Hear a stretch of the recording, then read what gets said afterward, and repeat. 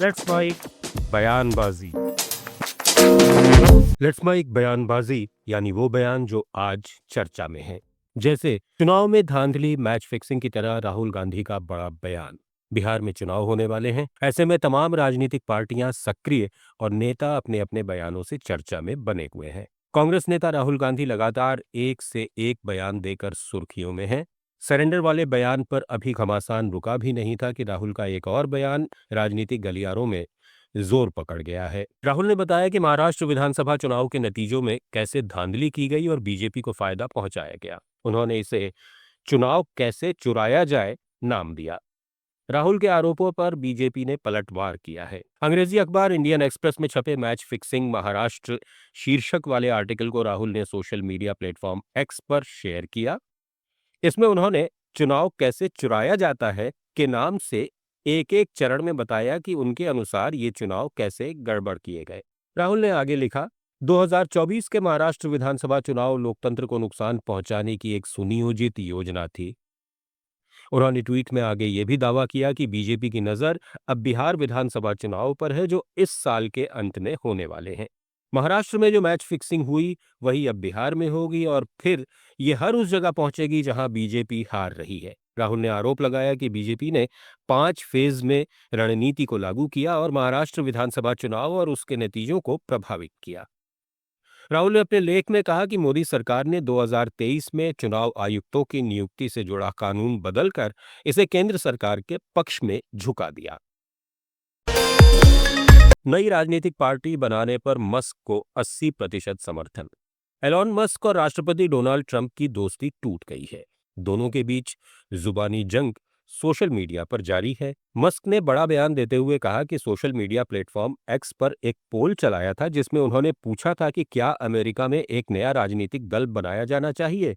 अब उन्होंने इस पोल के नतीजों का खुलासा करते हुए कहा कि 80% लोगों ने समर्थन में वोट दिया है।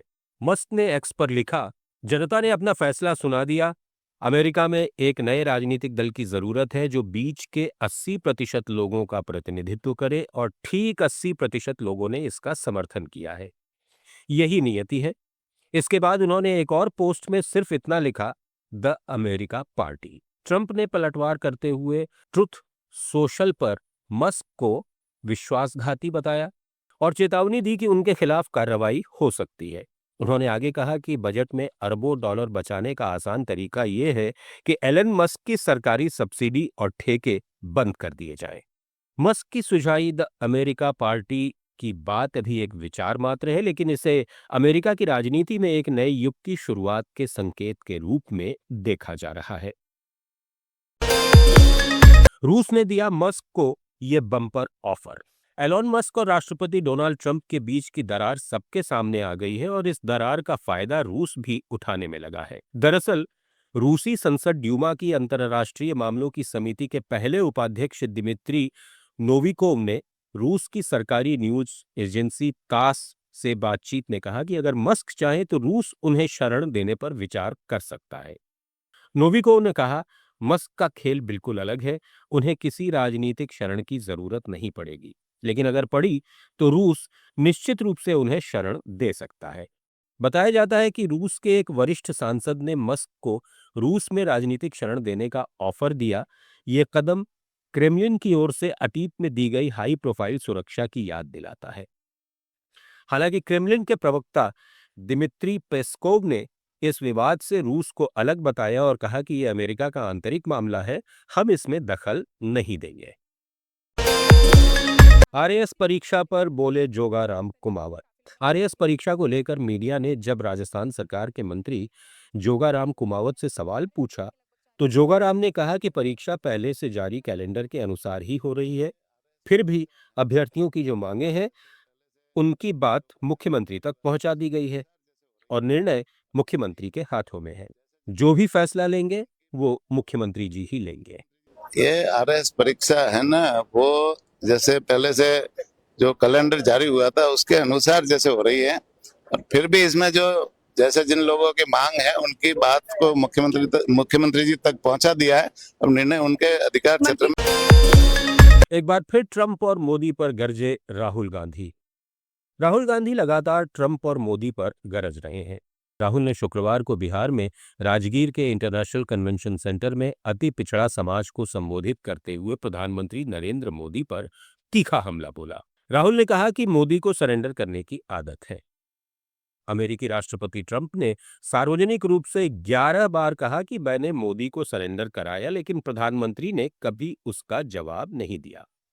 आखिर वो क्यों नहीं बोले कि ट्रंप झूठ बोल रहे हैं? इसे लेकर राजनीतिक गलियारों में चर्चाएं तेज हो गई हैं। सचिन पायलट का सीज फायर को लेकर बड़ा बयान। सीज फायर को लेकर मीडिया ने जब कांग्रेस नेता और राजस्थान के पूर्व उप मुख्यमंत्री सचिन पायलट से सवाल पूछा तो पायलट ने कहा कि मैं तो शुरू से ही कहता आया हूं कि जब युद्ध विराम हुआ तो किस परिस्थिति में हुआ था, क्या कंडीशन दी गई थी, क्योंकि युद्ध विराम की घोषणा के चंद घंटों बाद ही पाकिस्तान ने सीमा पर बमबारी की थी, राजौरी पुंज में मोर्टार फायरिंग की गई थी। तो उन लोगों का क्या भरोसा है जिनकी विश्वसनीयता खत्म हो चुकी है, ये अंतर्राष्ट्रीय स्तर पर एक्सपोज हो चुके हैं। इनके सीज फायर के आश्वासन पर कितना भरोसा करना चाहिए, ये बहुत बड़ा सवाल है।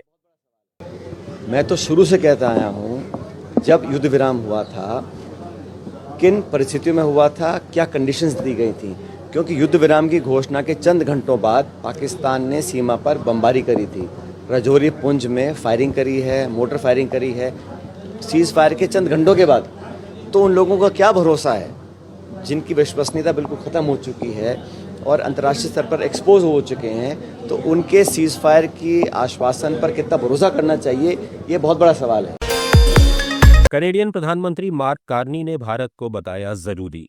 भारत को आखिरकार G7 शिखर सम्मेलन में शामिल होने का औपचारिक न्योता मिल गया है। कनाडा के नवनिर्वाचित प्रधानमंत्री मार्क जे कार्नी ने भारतीय प्रधानमंत्री नरेंद्र मोदी को फोन कर G7 समिट में आमंत्रित किया। मार्क ने कहा कि हमें कुछ देशों के साथ होना बहुत जरूरी है और भारत उनमें से एक है। भारत दुनिया की 5वीं सबसे बड़ी अर्थव्यवस्था है और उसके पास बहुत बड़ी संख्या में लोग हैं। भाजपा महिला नेता नवनीत का ईद पर बयान। हमेशा से अपने बयानों के चलते चर्चा में रहने वाली भाजपा की महिला नेता नवनीत रवि राणा एक बार फिर सोशल मीडिया पर ट्रेंड कर रही हैं। दरअसल सोशल मीडिया पर वायरल वीडियो में नवनीत मराठी भाषा में बोल रही हैं कि वे कह रही हैं बकरा ईद के दिन एक भी गाय का बच्चा कटना नहीं चाहिए। हालांकि हम इस वीडियो की आधिकारिक पुष्टि नहीं करते हैं। येणाऱ्या काळामध्ये काहीतरी बकरी वगैरे आहेत जे प्रत्येक घराचे मागे नालीचे काठावर बांधलेला गायचा वासरू असतो की या जिल्ह्यामध्ये आपण असताना एकही गायचा वासरू कटला नाही पाहिजे बकरीच्या दिवशी, एवढीच मी आपल्याला विनंती करेन। हनुमान बेनीवाल ने किरोड़ीलाल और पायलट को लेकर दिया बड़ा बयान। हनुमान बेनीवाल अपने बयानों से राजनीति में हमेशा से चर्चा में बने रहते हैं।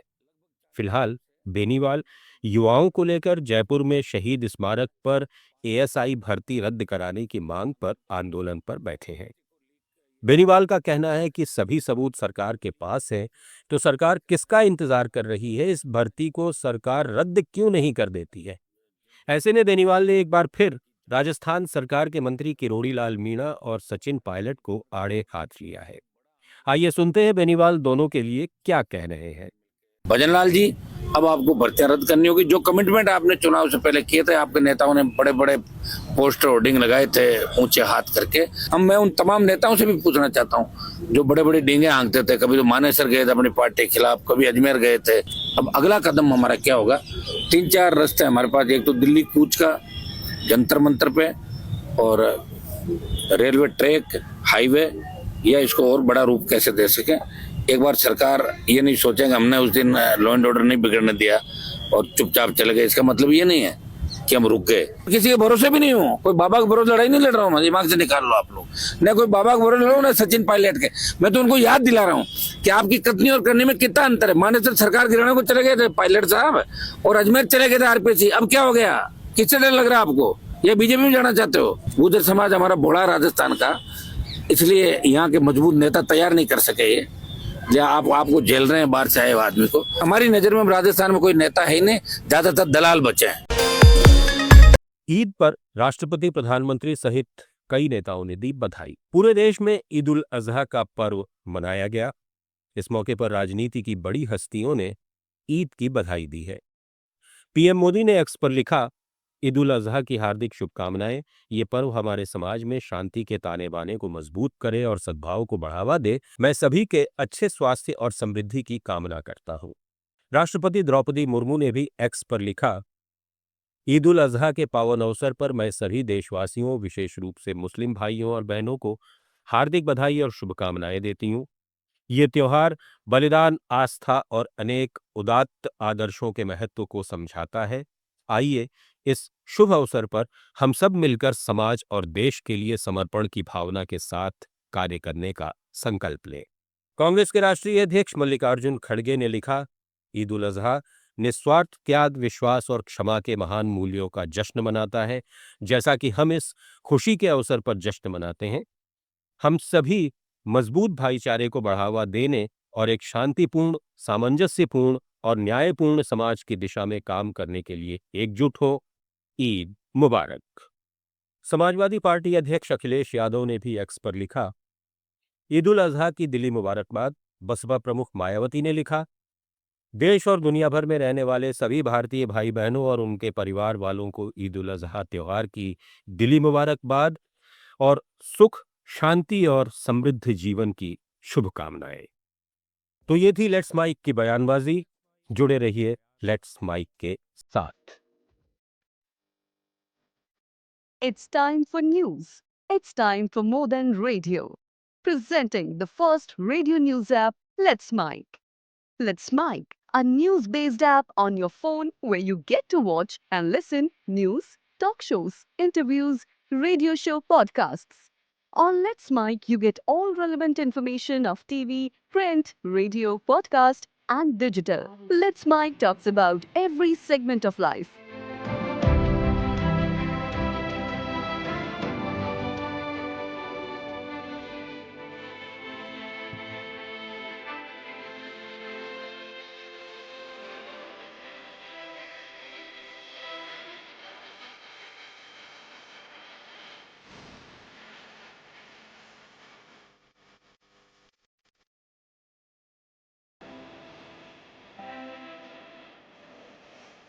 Let's Mike is not just a revolutionary idea. Download the app now from Play Store. Available both on Android and iOS mobile phones.